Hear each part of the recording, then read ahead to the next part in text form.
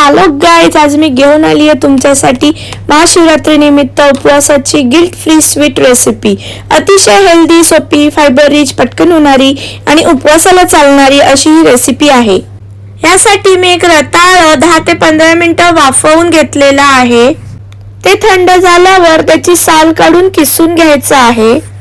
यात आपल्याला ऍड करायचं half cup cream, 1/4 cup milk, 1 spoon साबुदाणा पीठ, इलायची पावडर आणि केसर। आता हे सगळं व्यवस्थित मिक्स करून स्मॉल बॉल्स मध्ये ट्रान्सफर करून घ्यायचं आहे।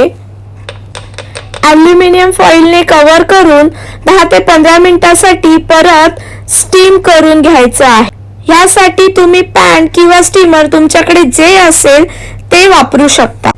20 मिनिटांनंतर स्टीमर मधून काढून ते थंड होऊ द्यायचं आहे। थंड झाल्यानंतर ॲल्युमिनियम फॉइल ओपन करून घ्यायची आहे। अगदी सुंदर बनलं आहे हे। आता यावर 1 स्पून शुगर पसरवायची आहे आणि ब्लो टॉर्चच्या मदतीने ती शुगर कॅरमलाइज करून घ्यायची आहे। आपलं स्वीट पोटॅटो क्रीम ब्रुले तयार आहे।